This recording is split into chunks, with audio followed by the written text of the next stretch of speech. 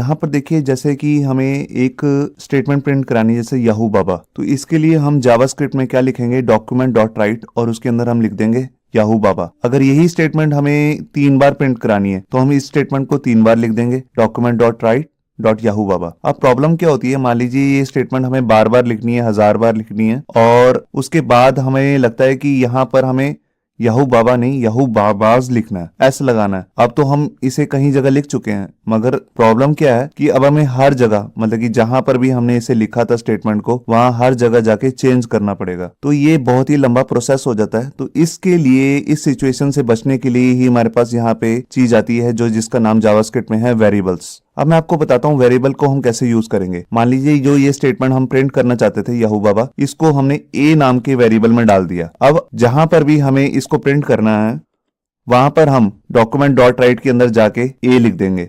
अब ए लिखने से क्या होगा कि जहां पर भी हम याहू बाबा प्रिंट करना चाहते थे वहां ए की वैल्यू प्रिंट हो जाएगी। अब हमें ए की जगह जाके चेंज करना है। मान लीजिए यहाँ पर हमने बाबाज लिख दिया, तो मान लीजिए ए जो है हमने 1000 जगह प्रिंट करना था, तो वो ऑटोमेटिकली हर जगह ए की वैल्यू चेंज हो जाएगी। वेरिएबल जो है वो ये सिर्फ जावास्क्रिप्ट के अंदर ही नहीं, जितनी भी प्रोग्रामिंग लैंग्वेजेस हैं सबके अंदर यूज होता है। तो आइए देखते हैं पहले हमारे पास जावास्क्रिप्ट के अंदर कितने तरह के वेरिएबल्स हैं। हमारे पास जावास्क्रिप्ट में 3 तरह के वेरिएबल्स हैं, var मतलब कि var, let और const। इसमें जो var है उसको ही हम अपनी इस वीडियो ट्यूटोरियल में कवर करने वाले हैं। लेट और कॉन्स्ट जो 2 अगले वेरिएबल्स हैं, इनको हम अपनी नेक्स्ट वीडियो ट्यूटोरियल्स में कवर करेंगे। तो आइए पहले देखते हैं जो var नाम का वेरिएबल है हम इसको कैसे यूज कर सकते हैं जावास्क्रिप्ट के अंदर। यहाँ पर देखिए हम स्क्रिप्ट टैग के अंदर यहाँ पर var लिखेंगे, var लिखना जरूरी है, और यहाँ पर कोई भी एक वेरिएबल का नाम ले सकते हैं, आप कुछ भी ले सकते हैं। मैं आपको अभी प्रैक्टिकली करके दिखाऊंगा। तो जैसे हमने यहाँ पर x ले लिया तो ये क्या हो गया, ये है हमारा वेरिएबल नेम, और इसके बाद इजिकल टू में हमने यहाँ पर एक अपने वैल्यू ले ली याहू बाबा।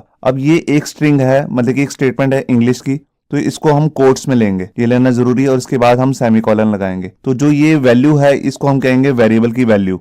इजिकल टू का यहाँ पे मतलब है जो ये यहाँ पर राइट साइड में जो वैल्यू आ रही है याहू बाबा, ये किसको असाइन हो रही है, एक्स नाम के वेरिएबल को। तो एक्स की वैल्यू होगी अब याहू बाबा। तो जहां पर भी अब हमें याहू बाबा प्रिंट करना है वहां पर हम डॉक्यूमेंट डॉट राइट में जाके एक्स नाम को प्रिंट कर देंगे। यहाँ पर var लिखने का मतलब है कि आपने डिक्लेयर कर दिया कि x जो है एक वेरिएबल है। तो आइए देखते हैं हम इसे प्रैक्टिकली करना कैसे है।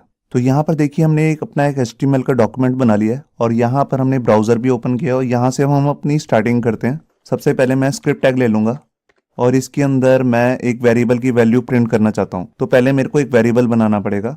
तो जैसे मैंने एक वेरिएबल ले लिया, मान लीजिए x या z, ये z नाम का वेरिएबल ले लिया। अब मैं इसमें कोई एक स्ट्रिंग वैल्यू, मतलब कि कोई इंग्लिश की स्टेटमेंट या किसी और लैंग्वेज की स्टेटमेंट डालना चाहता हूँ। तो देखिए जैसे मैंने इसमें ले लिया हेलो वर्ल्ड, मैंने लास्ट में सेमीकोलन लगाया ताकि स्टेटमेंट बंद हो जाए। अब देखिए मैं इसको फाइल को सेव करूंगा और यहाँ देखूंगा अपने ब्राउजर को रिफ्रेश करके, देखिए कुछ नहीं हुआ, क्योंकि यहाँ पर मैंने एक वेरिएबल को डिक्लेयर किया है और उसको एक वैल्यू असाइन की है। 2 काम किए मैंने इस लाइन में, और उसको प्रिंट नहीं किया। तो प्रिंट करने के लिए आप अपनी वही कमांड जो डॉक्यूमेंट डॉट राइट है उसको यूज करेंगे। और देखिए मैंने यहाँ पर ले लिया z और लास्ट में लगाया सेमीकोलन। मैंने इसको फाइल को सेव किया और ब्राउजर को रिफ्रेश किया, ये देखिए यहाँ पर z की वैल्यू जो प्रिंट हो गई है। अब आप यहाँ पर देखिए जैसे कि मैंने आपको पिछले वीडियो ट्यूटोरियल में बताया था कि हम जहाँ पर जो भी ले रहे थे उसको कोट्स में ले रहे थे, मगर यहाँ पर आपको ध्यान देना है कि जब भी आप किसी वेरिएबल को प्रिंट कराएंगे तो उसको कोट्स में नहीं देना। अगर आप उसको कोट्स में देते हैं, देखिए मैं इसको यहाँ पर कोट में ले लेता हूँ और इसको फाइल को सेव करके दिखाता हूँ, तो z ही प्रिंट हो जाएगा, क्योंकि वो समझ लेगा इसी को ही प्रिंट करना है। मगर अगर आप वेरिएबल की वैल्यू प्रिंट करना चाहते हैं तो उसको विदाउट कोट लेंगे, तभी उसकी वैल्यू प्रिंट होगी। इसी तरह आप जितने मर्जी वेरिएबल बना सकते हैं। देखिए मैंने एक और वेरिएबल ले लिया x और इसकी वैल्यू मैंने यहां दे दी। आप ये डबल कोट की बजाय सिंगल कोट भी ले सकते हैं। मैंने यहां पर ले लिया जैसे याहू बाबा। अब इसके बाद मैं इसी लाइन को यहां से कॉपी करके किसी का डुप्लीकेट कर लेता हूं और यहां पर मैंने इसकी वैल्यू डाल दी x की। ये देखिए यहां पर आप देख रहे हैं पहले z की वैल्यू प्रिंट हुई है, उसके बाद x की वैल्यू प्रिंट हुई है। यहां पर मैं ये सिर्फ स्ट्रिंग वैल्यू ही नहीं, न्यूमेरिकल वैल्यू भी डाल सकता हूं। देखिए जैसे कि मेरे को यहाँ पर 100 लिख दिया। अब मैं यहाँ पर रिफ्रेश करूंगा तो देखिए जो x की वैल्यू न्यूमेरिक वैल्यू है वो भी प्रिंट होगी। अगर आपको न्यूमेरिक वैल्यू लेनी है तो वो आपको विदाउट कोट लेनी है। ये आपको बात याद रखनी है। जो भी स्ट्रिंग मतलब कि इस तरह की कोई स्टेटमेंट है उसको आपको कोट्स में लेना है, और कोई भी न्यूमेरिक वैल्यू, चाहे यहाँ पर मैंने जैसे 25 ले लिया 100.25, तो इसको भी ये एज इट इज प्रिंट कर देगा। ये देखिए यहाँ पर इसने इसको प्रिंट कर दिया 10.25। तो आप यहाँ देख रहे हैं चाहे न्यूमेरिक वैल्यू हो चाहे वो स्ट्रिंग वैल्यू हो, दोनों को ही जो वेरिएबल है वो अच्छी तरह प्रिंट कर सकता है। अब मैं यहाँ पर जो x की वैल्यू प्रिंट हो रही है इसको मैं कमेंट कर देता हूँ और यहाँ पर मैं आपको एक चीज दिखाता हूँ कि अगर मेरे को z की वैल्यू चेंज करता हूँ, ये देखिए यहाँ पर मैंने लिखा z और यहाँ पर लिख दिया वाव और इसके बाद मैंने इसे सेमीकोलन लगाया। अब मैंने यहाँ पर क्या किया, z को एक नई वैल्यू दे दी। अब जब मैं इस पेज को रिफ्रेश करके देखूंगा तो यहाँ पर देखिए, यहाँ पर z की जो नई वैल्यू है वो प्रिंट होगी। इसने क्या किया, जो z की पुरानी वैल्यू थी हेलो वर्ल्ड उसको ओवरराइट कर दिया। तो हम इस तरह किसी भी वेरिएबल की वैल्यू को ओवरराइट कर सकते हैं। देखिए मैं इसको अगर दोबारा ओवरराइट करता हूं और मैंने यहाँ पर z की वैल्यू कोई न्यूमेरिक वैल्यू दे दी, जैसे मैंने इसको दे दिया 85 और मैंने अब फाइल को सेव करके रिफ्रेश किया तो देखिए अब z की जो नई वैल्यू प्रिंट हो रही है वो 85, मतलब कि जो लास्ट में वैल्यू इसको साइन होएगी वही वैल्यू प्रिंट होएगी। अब z की वो चाहे आप जितनी मर्जी बार प्रिंट कीजिए। देखिए मैंने यहाँ पर इसको दोबारा भी प्रिंट कर लिया, अगर ये देखिए यहाँ पर 2 बार 85 आ गया। तो ऐसा क्यों हुआ, क्योंकि z को हमने 2 बार प्रिंट किया है। यहाँ पर मैं एक चीज और भी बताना चाहता हूँ कि यहाँ पर आपको दोबारा से VAR लिखने की जरूरत नहीं है। ऐसा क्यों, क्योंकि आपने z को एक बार डिक्लेयर कर दिया कि ये एक वेरिएबल है, आपने यहाँ पर इसको एक वैल्यू साइन कर दी, उसके बाद आप चाहे जितनी मर्जी बार इसको वैल्यू साइन कीजिए, आपको दोबारा इसके आगे VAR लिखने की जरूरत नहीं है, क्योंकि ये ऑलरेडी एक वेरिएबल बन चुका है। अब यहाँ पे हम बात करते हैं कि हम जो ये वेरिएबल का नेम है, चाहे z है चाहे x है, इसको हम किस तरीके से यहाँ पर जावास्क्रिप्ट में लिख सकते हैं। वेरिएबल के नाम लिखने के जावास्क्रिप्ट में 2 तरीके हो सकते हैं, या तो वो सही हो सकता है या वो गलत हो सकता है। तो पहले हम सही तरीके देखते हैं। यहाँ पर देखिए हमारा एक वेरिएबल का नाम है फर्स्ट नेम।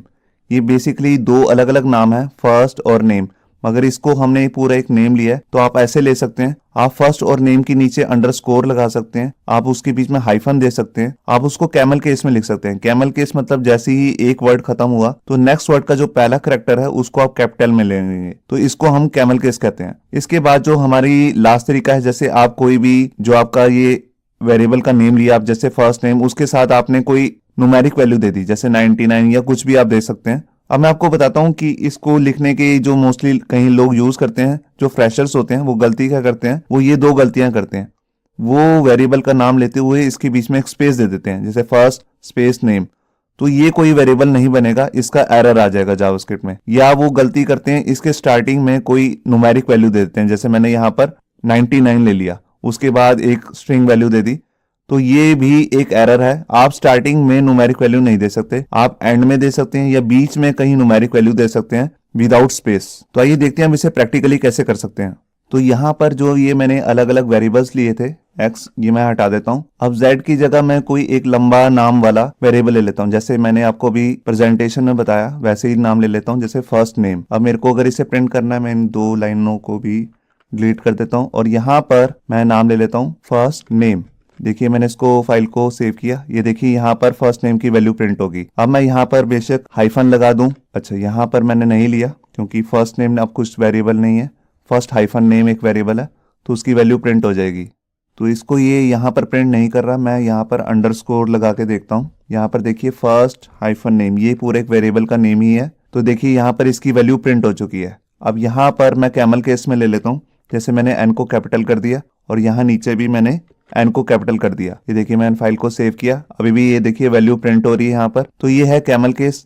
मैं इसमें कोई न्यूमेरिक वैल्यू डाल के दिखाता हूँ। ये देखिए चाहे मैंने इसमें 34 ले लिया, मैंने फाइल को सेव किया, अभी भी इसकी वैल्यू प्रिंट हो रही है। मगर अगर ये मैं 34 यहाँ से कट करके इसके स्टार्टिंग में लगा देता हूँ और यहाँ पर भी मैं 34 पेस्ट करके लास्ट में हटा देता हूँ, देखिए यहाँ पर अब ये नहीं चलेगा, इसका एक एरर भी आएगा जो यहाँ पर नहीं दिखता है। मैं आपको दिखाता हूँ कि जावास्क्रिप्ट के अंदर एरर को कैसे फाइंड करते हैं। आपको क्या करना है, आपको यहाँ पर राइट क्लिक करना है और यहाँ पर इंस्पेक्ट पे क्लिक करना है। ये देखिए ये इसका आपका डेवलपर टूलबार खुल जाएगा आपके पास और यहाँ पर आपको कंसोल में क्लिक करना है। ये देखिए यहाँ पर एक एरर आ रही है और वो बता रहा है लाइन नंबर 6 में, variables.html में लाइन नंबर 6। ये देखिए ये यहाँ पर बता रहा है ये एक अनआइडेंटिफाइड टोकन है कि आप ऐसे नहीं ले सकते, आप इसको लास्ट में तो ले सकते हैं। ये देखिए मैंने यहाँ पर 34 लिख दिया और यहाँ से भी हटा के 34 लिख दिया, तो देखिए यहाँ पर अब कोई एरर नहीं है और ये यहाँ पर प्रिंट भी होगी वैल्यू।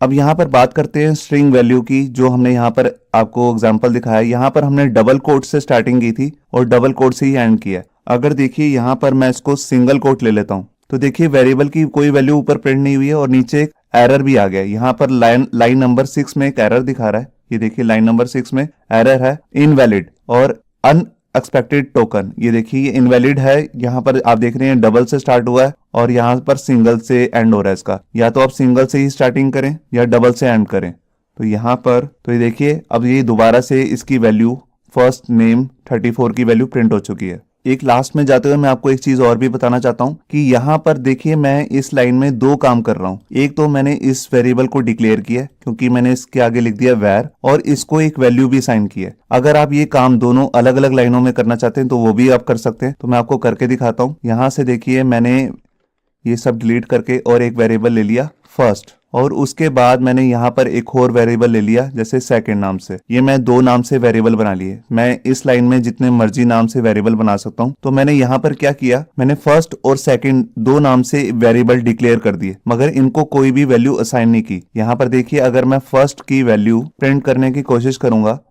तो यहाँ पर देखिए वैल्यू आ रही है अनआइडेंटिफाइड, कि इसकी कोई वैल्यू नहीं है। आइडेंटिफाइड वैल्यू का मतलब होता है कि कोई वैल्यू नहीं है। तो मैं नीचे कहीं पर भी जाके इसको कोई भी वैल्यू असाइन कर सकता हूँ। ये देखिए मैंने फर्स्ट की जो वैल्यू है उसको असाइन कर दिया 50। तो देखिए मैंने इसको रिफ्रेश किया तो ये देखिए यहाँ पर 50 प्रिंट हो चुका है। मैंने अभी सेकंड की कोई वैल्यू साइन नहीं की है, तो मैं जब मर्जी चाहूं इसको वैल्यू साइन कर सकता हूं। तो ये भी प्रोग्रामर्स बहुत ज्यादा यूज करते हैं कि वो ऊपर पहले ही वेरिएबल डिक्लेयर कर देते हैं और बाद में कहीं पर जाकर उसको कोई भी वैल्यू असाइन कर सकते हैं। अगली वीडियो में हम लेट नाम का वेरिएबल को डिस्कस करने वाले हैं कि वो लेट और इस वेर में क्या डिफरेंस है और उसको हम क्यों यूज करते हैं।